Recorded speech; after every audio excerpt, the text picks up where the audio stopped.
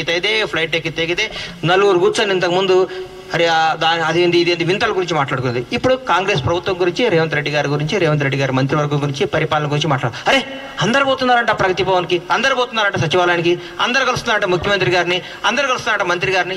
ఇంతకంటే ఆనందం ఏం కావాలండి? భారతదేశ వ్యాప్తంగా ప్రతి ముఖ్యమంత్రి రేవంత్ రెడ్డి గారి పరిపాలన గురించి ఆరాధిస్తున్నారు, ఆలకిస్తున్నారు, కాంగ్రెస్ ప్రభుత్వం గురించి సంతోషిస్తున్నారు. ఇంతకంటే ఏం కావాలి? మేము రాబోయే 10 ఏళ్ళు పరిపాలించడానికి ఈ 2 రోజులు అన్నం ఇక్కడ మెతుకు పుట్టుకుంటే చాలు కదా, అన్నం ఉడికిందో లేదు, ఈ 60 రోజులు పరిపాలన చాలు, మేము రాబోయే 10 ఏళ్ళు అధికారంలో ఉండటానికి చెప్పడానికి గర్వంగా చెప్తున్నాం మేము, అంతే. నమస్కారం, థ్యాంక్ యూ. సోషల్ మీడియా మాధ్యమాలలో ఆల్రెడీ మొదలుపెట్టినారు టీఆర్ఎస్ సోషల్ మీడియా మాధ్యమాలు. 50 రోజులు అయిపోయింది, ఇంకా నోటిఫికేషన్లు పడలే, మీరు ఆల్రెడీ 100 రోజులే చెప్పిరని.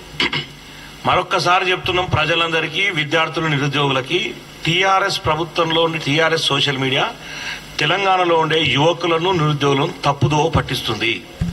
మేం చెప్పింది 100 రోజుల్లో 6 పథకాలు కంప్లీట్ చేస్తామని చెప్పడం జరిగింది.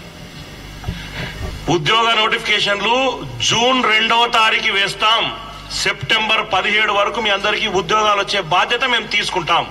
మా ముఖ్యమంత్రి చెప్పిన మాట అది, ఎలక్షన్లో మేము చెప్పిన మాట అది.